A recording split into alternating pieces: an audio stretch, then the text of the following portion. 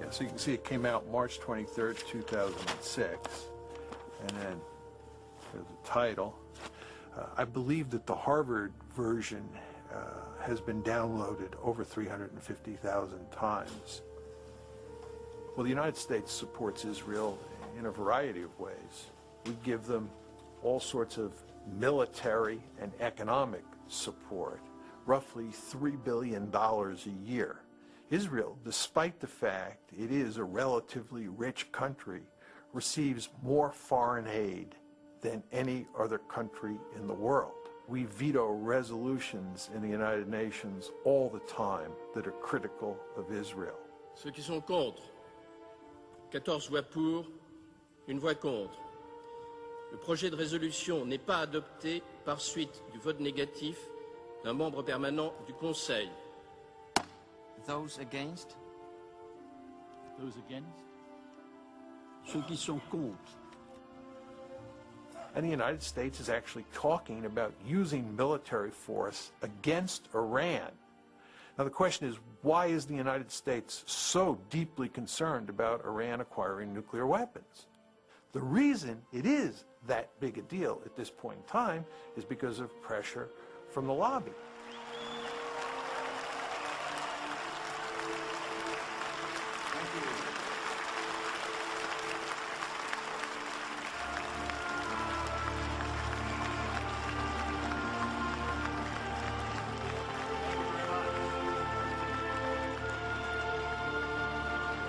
The article basically says that inside the United States there is a powerful interest group that is deeply committed to shaping American foreign policy in ways that work to the benefit of Israel. And second, the article argues that the policies that the United States ends up pursuing in the Middle East because of the lobby's force in the decision-making process are not in the American national interest. Troops out now! Stop the war! Troops out now! Stop the war! Message on to them. A free, prosperous, and secure Israel is in this nation's national interests.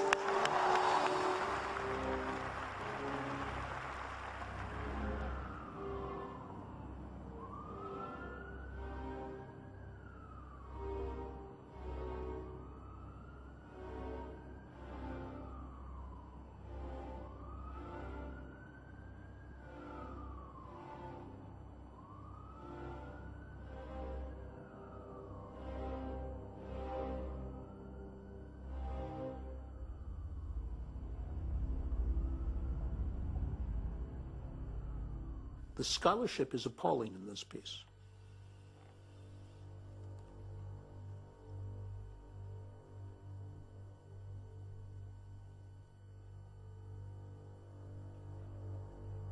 The notion that that some people sitting in Jerusalem are pulling the strings on institutions that are somehow divorced from a sense of what is in the American interest and working instead for Israel.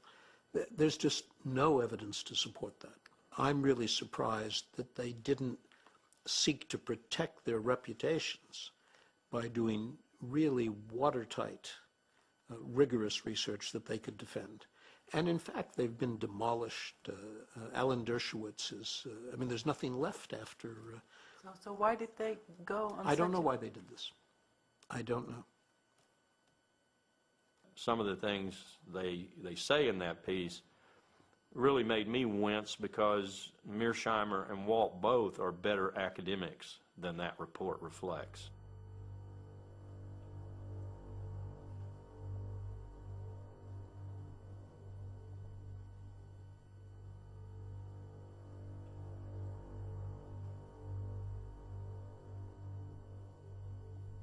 But it does shed some light on a number of aspects, the most important of which is that we don't debate this issue in America.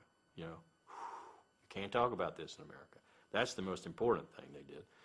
The second thing they did was call into question post-Cold War, the strategic value of Israel to America. 10 years ago, you couldn't even talk about the Israel lobby.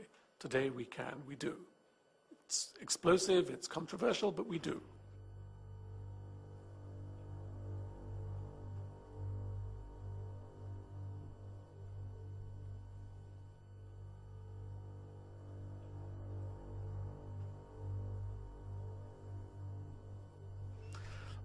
I wrote an article for the New York Times at the time of the Mearsheimer y Walt essay came out, in which an op-ed. And they asked me for this, and I said, you should have written about the Mearsheimer y Walt. They had not said anything. And they agreed, which was already a change. But they insisted that somewhere in the article I identify myself as a Jew, because this would give them protection. Controversial article about the Israel lobby. Yes, but he's Jewish, it's okay. That's where we are. It's not fun to be called an anti-Semite. It's not fun to be told that your scholarship is shoddy. And it's not fun to be pounded day after day and to see very few people standing up in your defense. But again, we knew that was coming. We knew that was the price of writing the article. They're right, but they're wrong. Now, they're right from a strictly geopolitical, geostrategic point of view. That is to say, what I spent my life studying. Israel no longer provides the United States a strategic value like it did during the Cold War. Not only that, Israel is a strategic burden on the United States. That's a big difference from Cold War days. At the same time, the fuller, more comprehensive strategist in me says that doesn't matter, because the connections between America and Israel are so great and so strong that geostrategy, political strategy, whatever you want, grand strategy, is of no consequence here. You actually take that psychological component up to the level of grand strategy, and you say, America can't get out of this even if it wanted to.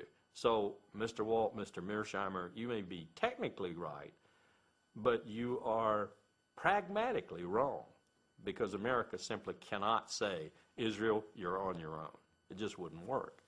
And one of the reasons it wouldn't work is because we have a very powerful Jewish lobby in America.